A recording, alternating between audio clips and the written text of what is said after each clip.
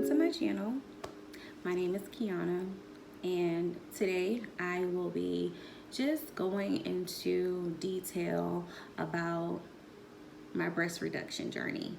So if you have any questions, if you ever wanted to know what happened or how it goes, what your expectations should be, what to look for, how the process works, etc. I'm here, and this video may help you. When I went through the process, I was looking for a lot of videos to reference on YouTube just to see what I was getting myself into, and it really isn't a lot or they're outdated. So I just wanted to showcase that to the world. Like I said, if I was able to help someone, I can help someone. Yeah, so if you are interested in seeing that or getting that information, please stay tuned and continue watching the video. That little bitch, you can fuck with me if you wanted to. These expensive, these is red bottoms, these is bloody shoes. Hit the school, I can get them both, I don't wanna choose. And I'm quick, cut a nigga off, so don't get comfortable. Look, I'm going to be discussing the details of my breast reduction surgery from the beginning to the end. So here we go. At age 13, I started developing. I developed, in my opinion, earlier than most people because I was 13. I was in the 7th grade, and I felt like I was young. So I went from stuffing my bra. I'm pretty sure we all have done it as women or as children. I stuffed my bra, and then I remember just waking up the next day with, I don't remember too much being in an A cup or anything of that sort. I just remember when I went shopping for my first bra, it being a size C. From there, of course, I'm growing, my body's changing, I'm adulting. As I entered into high school, my chest just went from a C, and then I noticed that my bra was too tight. The straps were like, digging into my shoulders. So I was just like, okay, I think I need a new size bra. So, funny story, my stepmom, she has this specialty bra that she just loves everyone to, or she recommends to us. And I always was like, no, that's not cute, it ain't pretty, I don't want it. I should have got it. But I went from a D cup to leaving high school, going into a triple D in college, to now at 26, I was an F cup. So right here is where I show you the picture of my boobs. As you can see, they were big, and there I was an F cup. An F cup. So yeah, I dealt with that for as long as I can basically tolerate it. Along the way, having a big chest, it brings the limitations of one, clothing. It was always a struggle trying to find clothes, primarily like when it's something that's a set. So when I'm looking for something like a bathing suit that came in a set, it was always a complicated process, just because, when they sell it as a set, they'll sell it as an overall size of being a large. So if my bottom is a medium and my top is a large, it don't work because they're not going to let me buy it separately. So it was a struggle. Not just clothes, just physical, like my health. Running was a struggle. You have your chest constantly bouncing in your face. Being just active, it was a hassle because you feel that pressure on your chest, and it makes you not even feel like wanting to do anything. So that's just where I was. So at 26, I was just like, you know what? I'm tired of just feeling like I can't be cute. I'm tired of feeling like, I'm tired of the back pains, my neck hurt, and my shoulders. I'm tired of, if y'all have big boobs, then you know this feeling in the summertime. In the summertime, when it is like 90 degrees and you outside trying to be cute, going wherever you're going about your day, and all of a sudden you feel like something trickling in the crease of your chest. Sweat. If you never had breast sweat, then lucky you. But that is a horrible experience because you're walking around, and I had to constantly do it, walk around with tissue in my pocket, in my purse, trying to make sure that I'm getting the sweat, because it's an uncomfortable feeling. You have on a bra, you have on a shirt, you're sweating, so that's sticky, it's moist. It's just a no-go. So I was just tired of it all. So I was in a horrible place. I was trying to figure out how to start my family by having a child. It wasn't working, wasn't going in my favor. So I just decided, you know what? There's other things that I can focus on to get my mind off of this so that I'm not depressed, stuck in the house. So it was just like, let me just go ahead and explore my breast reduction. So I'm not sure who you all have as a healthcare provider. My provider, as you all know, my husband's military, is TRICARE. So they work completely different than most insurance companies. Maybe still the same, really don't know. This is who I have. So I started first, you have to talk to your doctor. So I scheduled an appointment with my primary care doctor, and we basically went over my history, my symptoms. He looked over my breasts, saw what he saw, and he ruled and thought that it was definitely, I was a good candidate for a breast reduction. So I made my complaint to him. He immediately, this is my first time ever making a complaint, he immediately put in the referral, and about maybe 2 or 3 days later, I got an email saying that I was approved to go and talk to a plastic surgeon about a reduction. So I got my referral. Literally, like I said, it took 3 days. It was really quick. This process was really quick. I immediately saw who they referred me to. I called the doctor's office, and this is where you have to understand things happen. This is where I got discouraged. I was angry. I was frustrated. I was just about to say, you know what? Maybe it wasn't just, it was meant for me to have big boobs. So I contacted the doctor's office, and I was thinking, oh, I'm about to make this appointment. Oh, I'm about to be snatched in a couple of weeks. No, it did not happen that way. So I called the doctor's office, and I was just speaking to the receptionist. And I don't want to really disclose it because I don't want, my experience to affect anyone else's or ruin that, or, talk like I'm talking bad about the doctor. But that's really not the case. This was just what happened to me. So I called the receptionist, let her know that I had the referral. She saw it in her system, and she said, well, Dr. X had already responded to the referral, and he referred you to a nutritionist. So immediately I was insulted. Like, he didn't meet me, he didn't see me, he didn't talk to me. He genuinely just pushed me off to a nutritionist, thinking that I'm just fat. So I am a thicker girl. I'm not petite. I'm not 100 pounds. At the time, I was 190 pounds. So I was thinking, like, why would he just do that without even talking to me? Like, people wear their weight differently. You can put someone who wears 190 pounds next to someone who else wears 190 pounds, and you'll never know, because people body structure are completely different. Some people carry their weight up top. Some people carry their weight in the bottom. So for him to just automatically just say, go to a doctor because your BMI and your weight is too high, was just ridiculous to me, because I'm like, really? Who made this chart? And even if it was something that they did back in the day, why hasn't it been reformed to accommodate all people so that it's not something that's,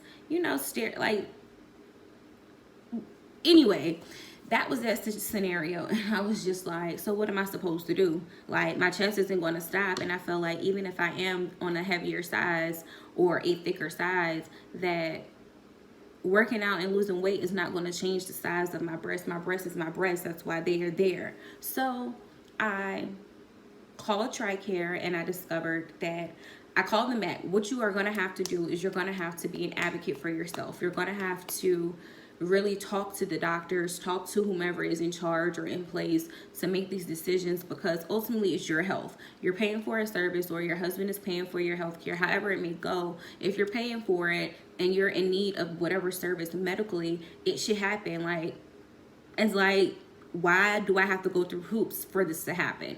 So anyway,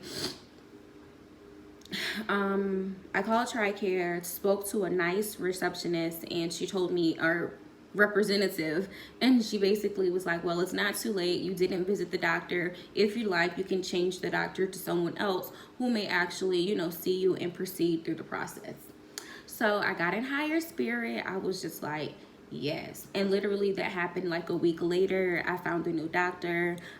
He had an appointment a week after I called and scheduled. So that following Thursday, this is now last year, September 2018 is where I'm talking about, if I haven't said that by now. So it was last year, 2018. So in about this, up till now, we're like sitting somewhere in October 2018. So I went to the doctor, the second doctor, and I went in for a consultation, had a regular talk with him. He was all for it. He took pictures of me. I had the same conversation about my history, my symptoms, and things of that sort, and he was all for it. So he took the pictures and literally left the room, and then his nurse came in. And I was just like, you know, thinking that she was about to give me a surgery date to tell me when to prepare for. So she came in with all bad news, just ruined and broke, crushed my whole day. This is my second doctor, and it just was not working. So she came in the room and she told me basically, this is how the process works. Basically, she was telling me that she didn't have, like, it wasn't enough history or enough to show me trying to rectify the situation by other options. It was like, I just woke up one day and wanted surgery, and there was no in between. Like, there wasn't any complaints about my back for years. It wasn't any complaints about anything for a long period of time to show that I've tried other ways to resolve the issue. Like, I didn't go to a chiropractor. I wasn't taking medication. I wasn't doing anything. I was just dealing with it, and kind of, you know, periodically I'll take ibuprofen, put on a heating pad, things of that sort to kind of accommodate the pain. But it wasn't like, I didn't really think that that was the case. I just knew that the only thing that was going to fix this was just me getting a reduction. Like, yeah. So she came in and she was just telling me that I needed to basically start going back to my doctor and complaining more, what may have you, and trying to figure out smaller solutions before just drastically going into a reduction. I tried to fight it, told her, no, that's not what I want. I know that this is what I need. Like, do it. No. So she was like, well, something else that you may want to try is like writing a letter.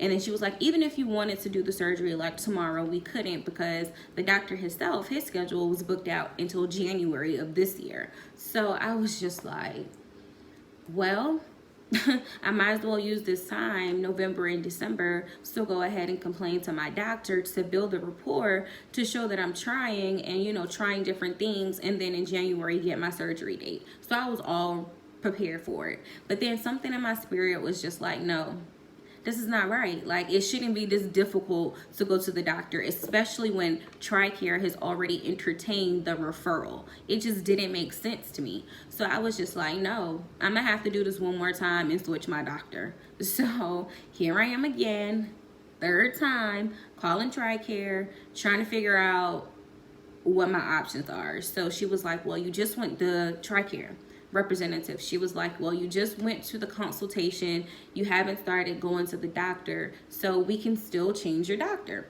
So I was just like, okay. Side note, pause from the story. I am located in Eastern North Carolina. The distance in between where I'm at and the next big city is about 45 minutes all around. So I'm in a little town called Havelock. So from Havelock to Jacksonville, it's 45 minutes. And that would be the next city that I would go to see a doctor. So I would be driving 45 minutes. And that area was where the second doctor was. The other option, the very first option, it was like a 15-mile drive, and that was in New Bern. The last option, I was just like, well, where do I go? Like, I'm not from here. I don't know the doctors. I'm reading the reviews. They're all the same. Who's to say these reviews are authentic? At this time, I was just like, forget it. I'm frustrated. It's like I shouldn't have to be doing this much to get, a service that I'm paying for, that TRICARE has technically already approved. So after some crying, some frustration, some Googling, I found the perfect doctor. And the funny thing is, I saw his name when I initially did this process, but I didn't want to drive an hour. So this doctor is located in Goldsboro, Kinston. It's still about 45 minutes. He has an office in both cities. It's 45 minutes to Kinston, and he's only in that office on certain days. And then the opposing days, he's in Goldsboro. So I was just like, let me just take my chances. And then I just viewed his website, and his website, I saw people who look like me. I saw people who, I can kind of relate to and see what their scarring looked like. He had all of the pictures on the website, and the two other doctors that I went to, they didn't really display that. It was more so like Yelp reviews, and their website had like maybe one or two pictures, but he literally documented, the third doctor, he literally documented every single patient, and it was just like a library, and I just saw all of his work. So I'm like, okay, he's been doing this for a long time, because it went back, like it was dated and all of that. So I read all that information, saw all of the examples, saw all of the people who already went to him, and I was just like, I'll take the drive, it'll be worth it. So this is now like the end of November. Excuse me. This is now like the end of November, so right around Thanksgiving time. So I made the appointment to the doctor, the last doctor. I went in for my consultation. At this point, it's redundant. At this point, I already know what he gonna ask me. I already know what to say. So I just went in there with like, okay, so doctor, whatever, this is what my situation is. You're my third doctor. I don't know what's going to happen. All I know is that I need this. My mind is set on a reduction. I don't want to do any type of conservative therapy. I don't want any chiropractor. I don't want to take medication. I simply know that I need a reduction. So he went in there and he was just like shocked. He was like, I don't even understand why you had to go through any of that. Like, they wanted me to write letters. Well, of course you have to take pictures. I needed to do a whole bunch of other stuff, jump through hoops, call all of these people, get all of my medical history. I just felt like the other two people, it was very unorganized. The very first one was insulting, telling me to just lose the weight. I was just like, you know what? You are my saving grace. So he was like, yeah, don't worry about it. It's really a relatively quick process. It typically takes about 72 hours to hear back to see if you are approved through your insurance provider for, the actual surgery. So I then go home waiting like, please TRICARE, please. Like the amount of stress that I went through to get to this point, to finally have a doctor, like the other two doctors didn't even, one doctor deemed it, the other doctor referred me to a nutritionist. The third doctor actually went the final step and submitted my information to TRICARE again to have them evaluated to see if I was a candidate. So there is a very thin line between what is cosmetic and what is medically needed as far as plastic surgery. So he basically had to, I don't know what information outside of what I gave him he had to submit, but of course, like my measurements, my history, my symptoms, pictures of me, and things of that sort to TRICARE. He sent it off and told me again, give it 72 hours. So my appointment was on a Thursday, and that Monday I got a call, and she told me, we got your referral, when would you like to schedule? I immediately cried, because I was just like, why was it this hard with the other two doctors? You know what I'm saying? Like, why did I have to go through that? But at that point, it didn't even matter because it is now happening. So literally, this was like the end of November when I got that. The first available date was December 13th. So I kind of talked a lot and I ran over the allotted time. So I had to divide the video into two. So stay tuned for part 2 of the video. Thanks.